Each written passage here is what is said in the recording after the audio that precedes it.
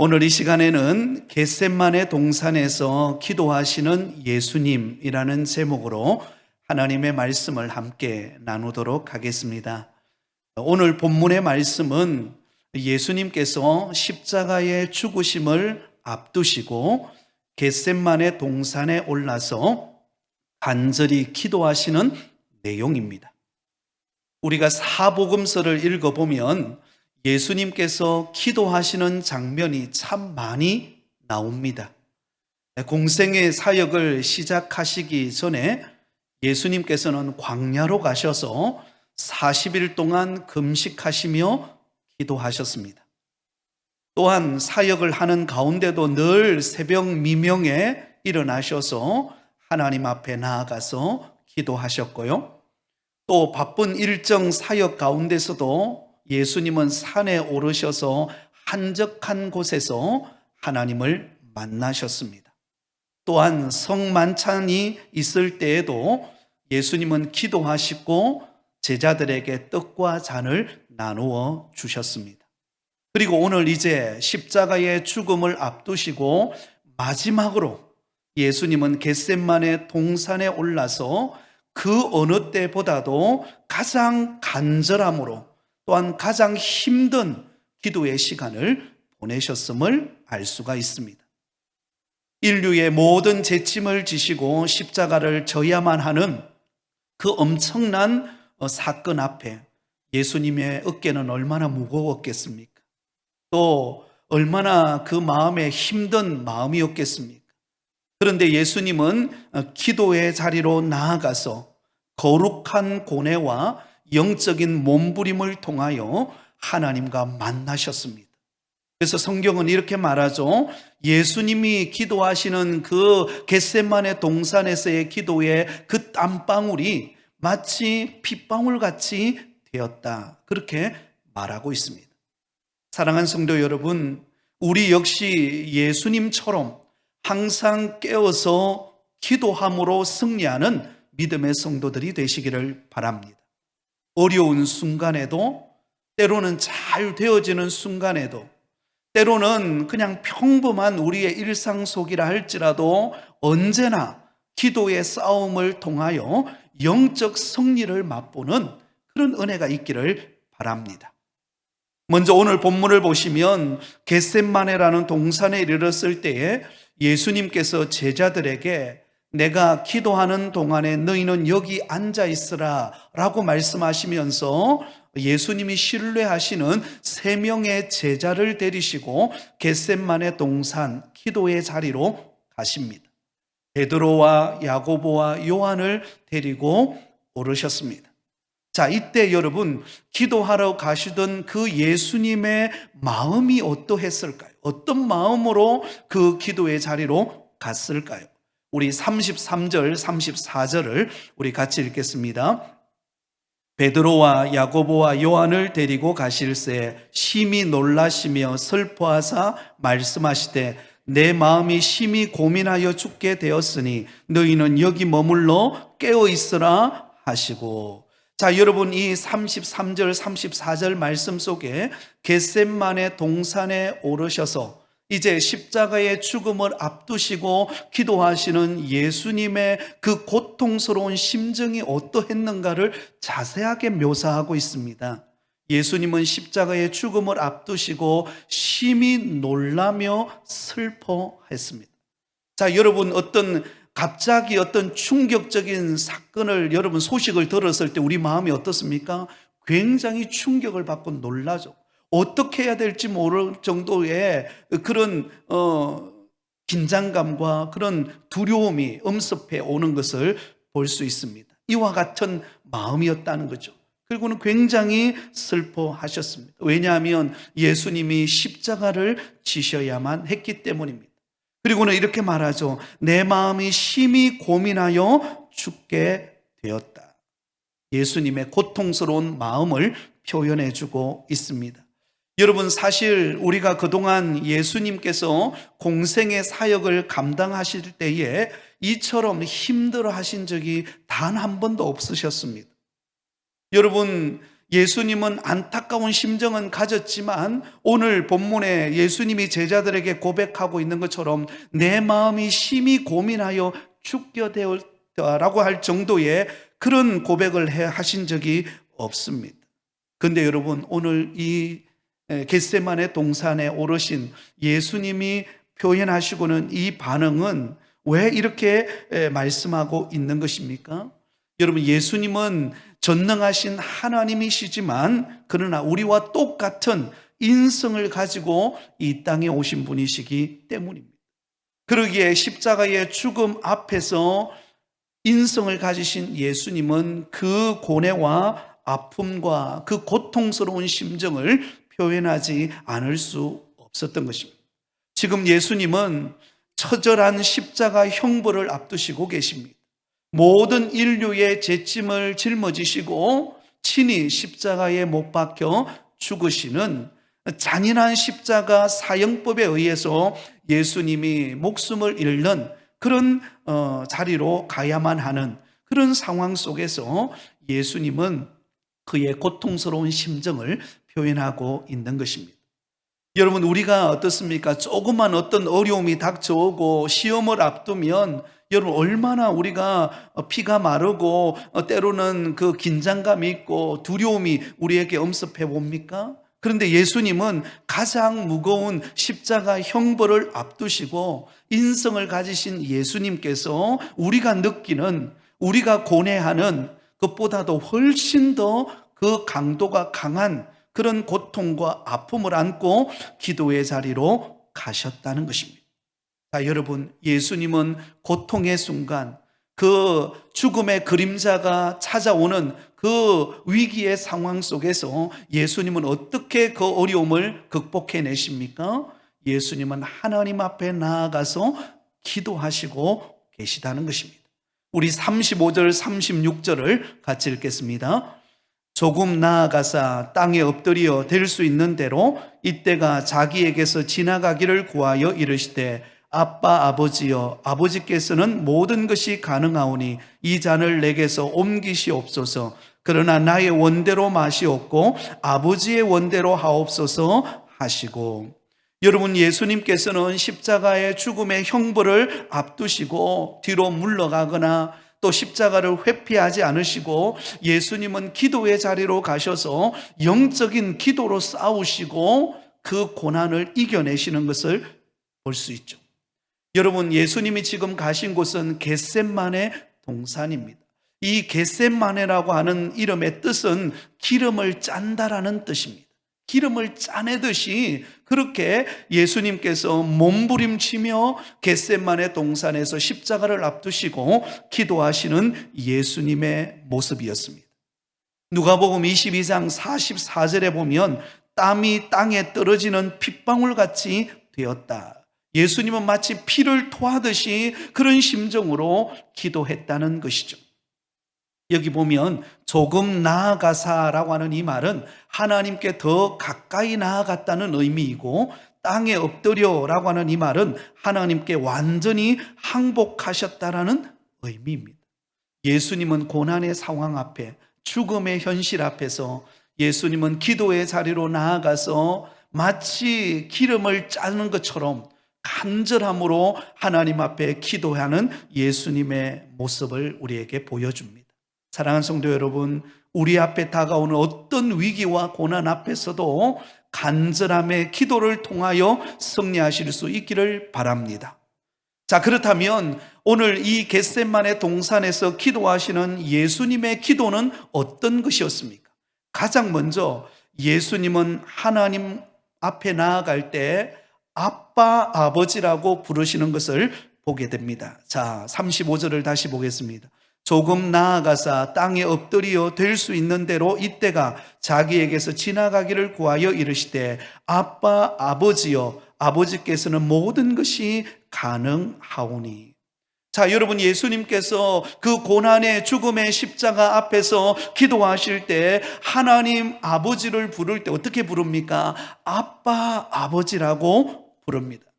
여러분, 아빠, 아버지, 이 아빠라는 표현은 대부분이 누가 사용합니까? 어린 자녀들이 친근감으로 아버지를 부를 때 아빠라고 그렇게 부르죠. 이제 좀 나이가 들면 어떻습니까? 이 아빠라는 표현보다도 아버지라는 표현을 많이 사용합니다. 근데 오늘 보면 예수님은 그 죽음의 십자가 고통 앞에 머물러 있었음에도 불구하고 예수님은 아버지를 부를 때, 하나님을 부를 때 아빠, 아버지, 마치 어린 아이가 아무런 가식이 없이 순수함으로 아버지 곁으로 다가가는 그런 모습으로 예수님은 나아가서 기도하고 계십니다. 여러분, 예수님과 하나님 아버지의 사이에 얼마나 친밀함을 가지고 지금 나아가고 있는가를 우리에게 보여줍니다. 여러분, 우리가 하나님 앞에 나와서 기도할 때에 우리가 만나서 우리의 기도를 드리고 우리의 간구를 응답하시는 하나님은 멀리 계신 분이 아닙니다. 어떤 위엄을 가지시고 거룩하시고 우주 만물을 다스리시고 우리는 그렇게 기도하지 않습니까? 그런데 그렇게 고백할 때 우리가 생각하는 하나님 아버지는 마치 먼 곳에 계신 것처럼 하늘에 계셔서 내가 간절히 멀리 불러야 내 기도 소리를 잠시 들어지는 것과 같은 그런 표현으로 우리가 생각하기가 쉽지만 우리가 섬기는 하나님은 우리의 아빠 아버지가 되십니다. 우리 곁에 오셔서 우리의 귀에, 우리가 부르짖는 소리에 귀를 기울이시고 다정하게 우리의 소리를 들으시는 분이 우리 하나님이시라는 겁니다. 그렇기 때문에 우리가 기도할 때에 어떤 가식적이거나 어떤 미사오구를 많이 써서 이렇게 기도할 이유가 없는 것입니다. 순수하게 있는 그대로 아빠, 아버지 앞에 우리가 간구할 때 우리의 기도가 더욱더 진실되고 우리 하나님이 들으시기에 합당한 기도인 줄 믿습니다. 오늘 이 새벽에 우리는 아빠, 아버지 앞에 나왔습니다. 우리 곁에 오셔서 우리의 신음에도 응답하시고 우리의 간구함을 듣기를 원하시는 아빠, 아버지 앞에 여러분 기도한다는 사실을 꼭 기억하시기를 바랍니다. 자, 그러면서 예수님, 인성을 가지신 예수님의 고뇌하는 심정을 표현합니다. 아버지 하나님께서는 모든 것이 가능하기 때문에 할 수만 있으면 이 십자가의 쓴 잔을 나에게로부터 옮겨달라고 기도합니다. 여러분, 이것은 예수님의 인성을 가지신 예수님의 절규였습니다. 그만큼 이 십자가의 형벌은 인간이 감당할 수 없을 정도의 가장 잔인하고 비참하고 고통스러운 십자가였기 때문입니다. 여러분, 우리가 막연하게 예수님이 십자가를 지신 것에 대해서 우리는 어릴 때부터 하도 많이 들어오다 보니까 예수님이 십자가를 지신 것에 대해서 별로 그게 크게 우리에게 다가오지를 않아요. 예수님이 지시는 십자가는 질만할 정도의 고통이었겠지라고 막연하게 우리는 생각합니다. 예수님은 하나님이시고 신성을 가지신 분이시기 때문에 그 고통이 좀 감해졌을 거라고 우리는 생각합니다. 그러나 그렇지 않아요. 오늘 겟세마네 동산에서 그 인성을 가지신 예수님께서 땀방울이 핏방울이 되기까지 간절히 부르짖는 할 수만 있으면 이 고난의 잔이 나에게로부터 옮겨지기를 원한다라고 고백하는 그 예수님의 진실된 고백 속에는요, 이 십자가의 죽음의 고통이 인간이 겪을 수 있는 최악의 고통이요 최악의 수모라는 것을 예수님은 이미 알고 계셨습니다. 그리고 예수님이 십자가를 지실 때 그 고통은 감해지는 게 아니었습니다. 하나님이시고 신성을 가졌기 때문에 그 고통이 어느 정도 여러분이 무통주사라고 했죠. 무통주사를 맞으면 이 고통이 좀 감해지는 겁니다. 그래서 아이를 낳고 난 다음이라든지 또 아니면 일반적으로 어떤 수술을 하고 난 다음에 무통주사라는 것이 있어가지고 우리의 그 고통을 좀 감해줍니다. 그러나 여러분, 예수님이 십자가를 치르시는 그 고통은 여러분 무통주사를 맞은 것처럼 그 고통이 감해지는 그런 십자가가 아니었습니다. 인간이 져야 되는 그 모든 고통과 아픔과 그 모든 수모를 다 하나도 남김없이 인간이라면 당연히 느껴야 되는 그 고통을 예수님은 그대로 느끼신 것입니다. 그렇기 때문에 그 십자가의 고통 앞에서 인성을 가지신 예수님께서는 할 수만 있다면 이 고난의 잔이 나에게로부터 옮겨지기를 원한다는 것입니다. 여러분, 예수님의 기도는요, 가식이 없습니다. 예수님의 기도는요, 솔직한 고백의 기도입니다. 인성을 가지신 예수님은 당연히 그 십자가 앞에서 느끼는 그 두려움, 그 공포, 그 아픔 앞에 여러분, 예수님 하나님 앞에 그것을 솔직하게 절규하며 간구하고 있는 예수님의 기도입니다. 여러분, 오늘도 이 새벽에 우리가 기도할 때 예수님처럼 가식이 없는 기도가 되기를 바랍니다.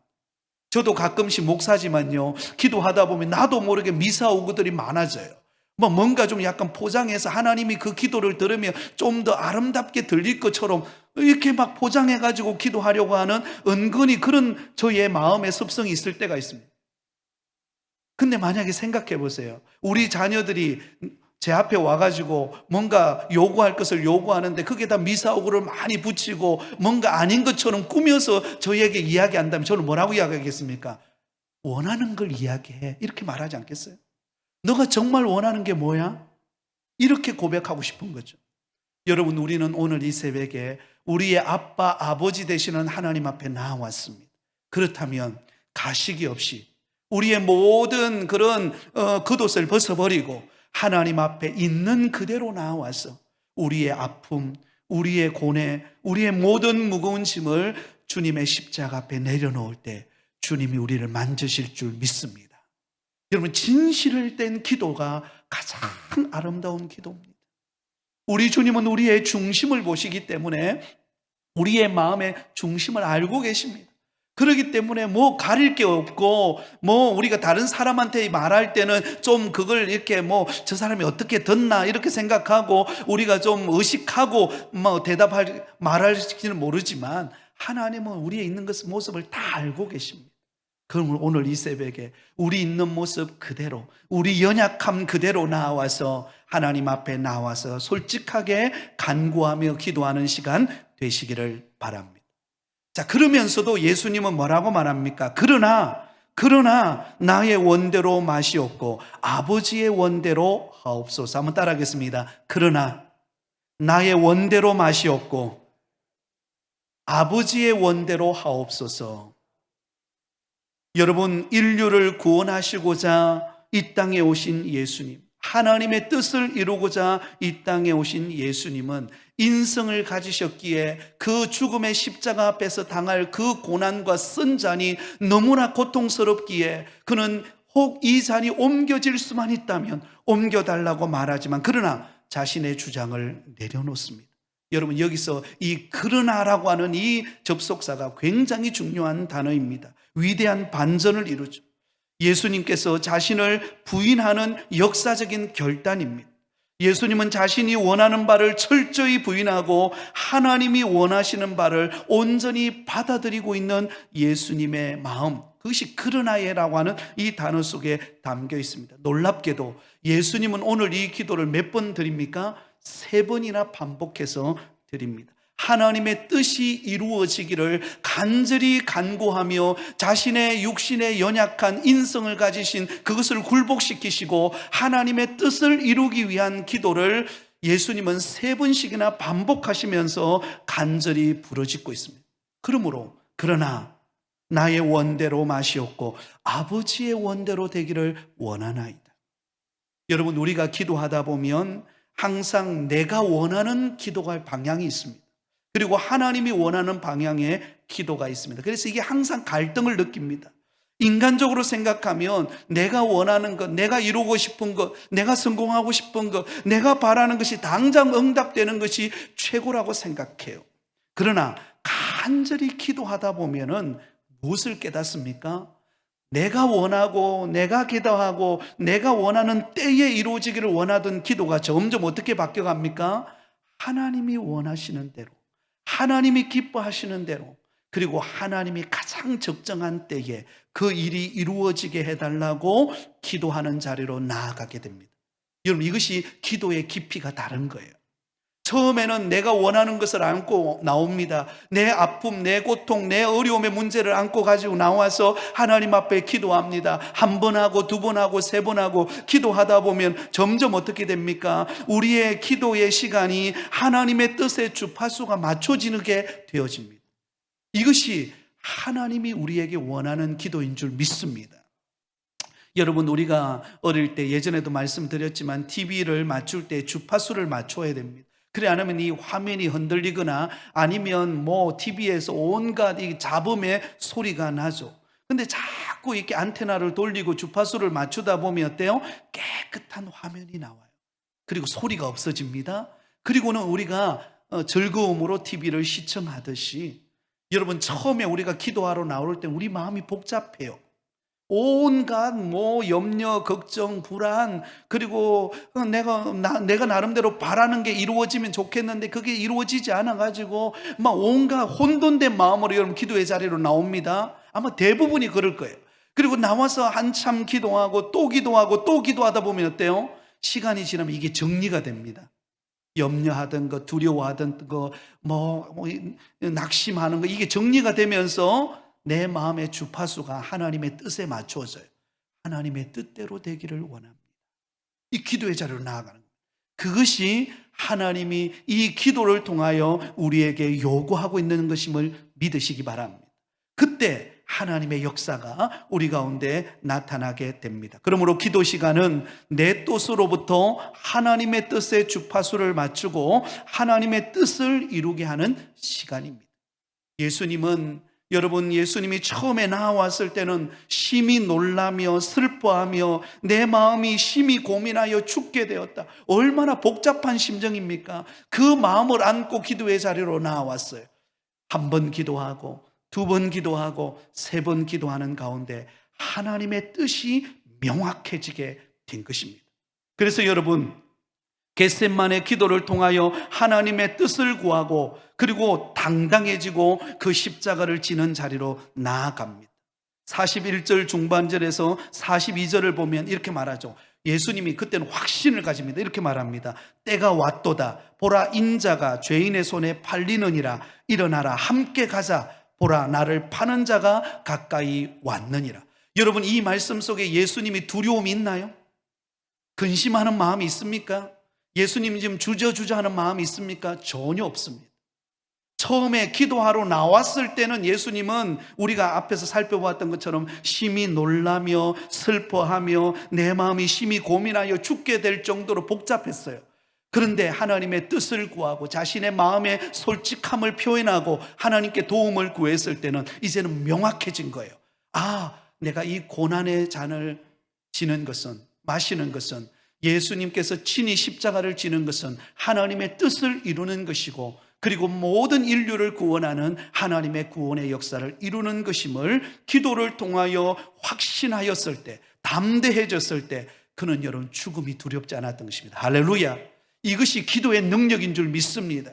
여러분, 우리가 기도하러 나올 때는 온갖 복잡한 것, 두려움들, 이거 어떻게 해야 되나 막 주저앉고 지금 빨리 이루어져야 되는데 안 이루어져서 이거 큰일 났다 라고 하는 온갖 마음의 생각과 온갖 세상의 잡음들이 내 마음을 짓눌러서 어떻게 해야 될지 모르면서 기도의 자리로 나옵니다. 근데 기도하고 또 기도하고 또 기도하는 가운데 하나님의 뜻을 구하면 그 모든 잡음들은 사라지고 하나님이 믿어져요. 하나님을 의지하게 됩니다. 하나님의 뜻이 이루어지겠구나. 하나님이 내 사업장에 하나님이 일하시겠구나. 하나님께서 내 자녀의 앞길, 지금은 뭔가 막 안 이루어지는 것 같고 내 자녀의 앞길에 뭔가 막히는 것 같으나 하나님이 뚫어주시는 은혜를 주시겠구나. 할렐루야. 이게 믿어지는 거예요. 그래서 예수님은 말합니다. 때가 왔도다. 보라, 인자가 죄인의 손에 팔리느니라. 일어나라, 함께 가자. 보라, 나를 파는 자가 가까이 왔느니라. 두려워하지 않아요. 담대해집니다. 그리고 하나님의 뜻을 이룹니다. 이것이 기도하는 사람에게 주시는 축복인 줄 믿습니다. 오늘 이 새벽에 우리가 가지고 있는 온갖 우리 가정의 직장과 사업장과 일터의 자녀의 문제를 안고 주님 앞에 나왔습니다. 하나님 앞에 내어놓고 십자가 앞에 내어놓고 우리가 간절히 부르짖고 하나님의 뜻을 구하면 하나님께서 우리의 인생의 잡음을 바꾸시고 하나님의 뜻에 초점을 맞춰주는 주파수를 맞춰주실 것입니다. 그리고 그 일이 하나님의 뜻대로 우리 가정에 이루어지는 것을 보게 될 줄 믿습니다. 자, 그런데 깨어 있어야 할 제자들은 무엇을 하고 있습니까? 깨어서 모든 초점을 하나님의 뜻의 주파수를 맞춰야 될 제자들은 도리어 지금 잠들어 있습니다. 예수님의 제자들은 지금 잠들어 있어요. 여러분, 특별히 예수님이 그 겟세마네 동산에 가시면서 세 명의 제자를 데려가죠. 베드로와 야고보와 요한, 이 세 명은요, 제자들 12명의 제자들 중에서도 가장 예수님이 신뢰하는, 그래도 다른 제자들은 몰라도 이 세 명의 제자들은 그래도 깨어서 기도하고 하나님을 의지할 것이다라고 믿었던 사람들이에요. 그런데 그들은 기도합니까? 다 자버립니다. 여러분, 이들은 그래서 34절에 보면 이렇게 말합니다. 너희는 여기 머물러 깨어 있어라. 38절에 시험에 들지 않게 깨어 있어 기도하라. 마음에는 원이로되 육신이 약하도다. 여러분, 제자들은요, 기도해야 될 자리에서 기도하지 않고 너무 피곤해서, 육신이 연약해서 그는 졸고 잠들어 버리고 말았습니다. 결국 어떻게 됩니까? 예수님이 고난받으시고 십자가에 못 박히는 그 상황 속에서 그들은 예수님을 부인하고 떠나버립니다. 시험을 이기지를 못해요. 여러분, 깨어있는 자와 깨어있지 못한 자의 결론입니다. 그러므로 오늘 이 새벽에 우리는 기도의 중요성을 알아야 될 줄 믿습니다. 예수님처럼 깨어서 기도하며 위기를 돌파해 나가는 믿음의 성도들이 되기를 바랍니다. 요즘에 여러분, 기도하기 좋은 계절입니다. 이 봄은요, 꽃보기 좋은 계절일 뿐만 아니라 이 봄은 기도하기 좋은 계절입니다.